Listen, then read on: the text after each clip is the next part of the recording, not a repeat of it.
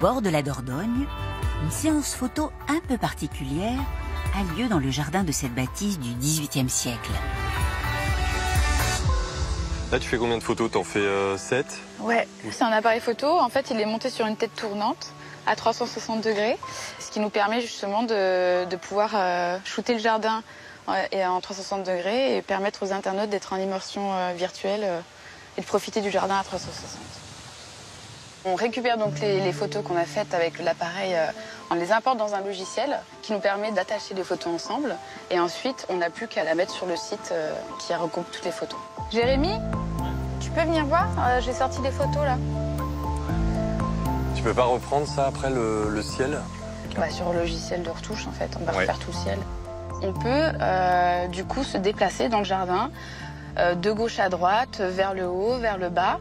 Et zoomer dedans aussi pour se rapprocher des plantes si on a envie de les voir plus en détail.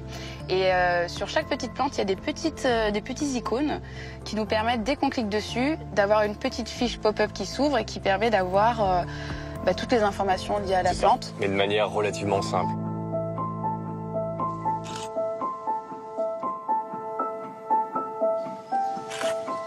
On choisit les jardins en fait suivant plusieurs critères. On va avoir le réseau des jardins remarquables qui nous assure vraiment d'avoir des jardins assez extraordinaires. Par exemple, ce qui nous a plu vraiment dans ce jardin-là, c'est qu'on avait des associations de plantes un peu originales avec des plantes plus potagères comme l'artichaut qu'on a ici avec le fenouil à côté qui vont être mixées avec des rosiers, avec des géraniums. Et c'est vraiment ça qu'on vient chercher, vraiment de l'idée d'inspiration dans un premier temps pour le jardin.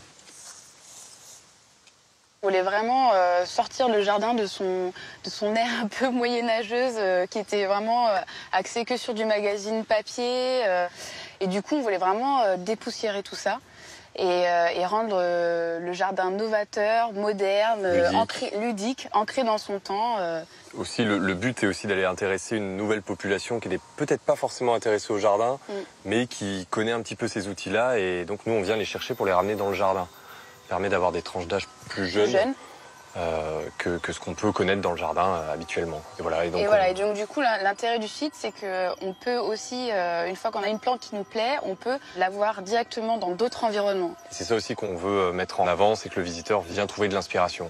C'est le côté magazine du site où on cherche à inspirer les gens, à venir piquer vraiment des idées dans le jardin, comme on pourrait le faire pour de la décoration d'intérieur.